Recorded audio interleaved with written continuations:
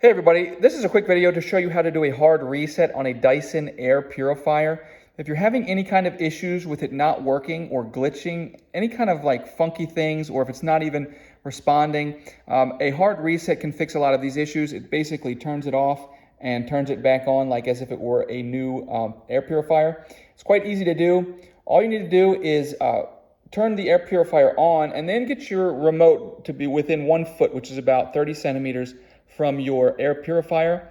And then you're just gonna press and hold for 6 seconds. You're just gonna press and hold, the power button, until all 6 indicator lights turn off. And once all of them turn off, you can release the button. You can then wait about 30 seconds, go ahead and turn the air purifier back on, and it will turn back on like it was when it was new, and that may fix a lot of the issues with your air purifier. Thanks a lot for watching.